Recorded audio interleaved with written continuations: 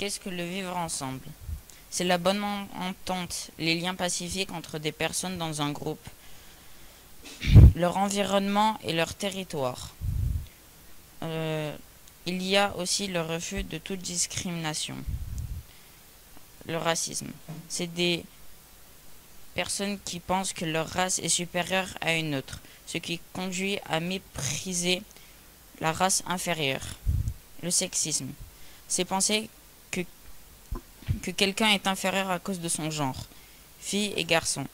C'est dire qu'une ou plusieurs personnes ne sont pas faites pour une activité ou un métier.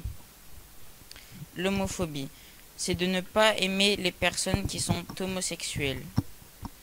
Antisémitisme, c'est d'éprouver de la haine envers les personnes qui sont de religion juive.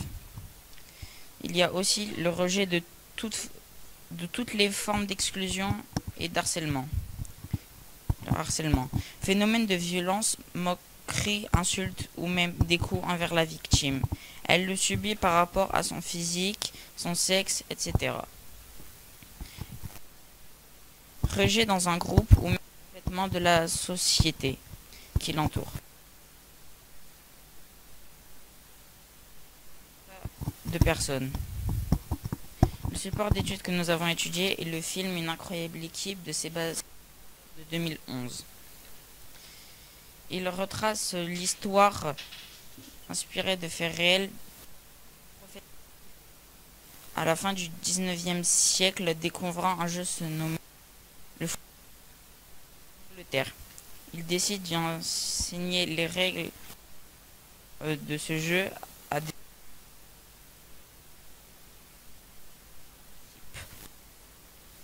le professeur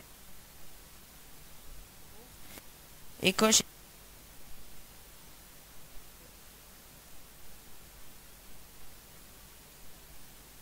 la leçon lui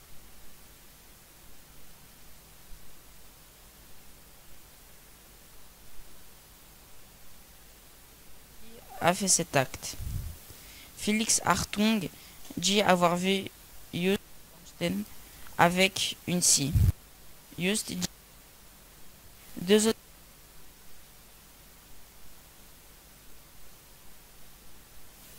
La scie était dans la classe se réunit dans la cour et Just se fait frapper sur les doigts avec une baguette.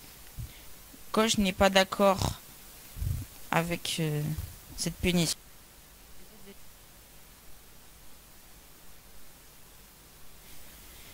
Koch interpelle Félix et déclare qu'il aime la camaraderie et le fair-play.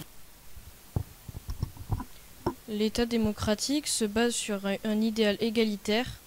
L'article 1 de la Constitution française explique que la France est une république qui assure l'égalité devant la loi de tous les citoyens.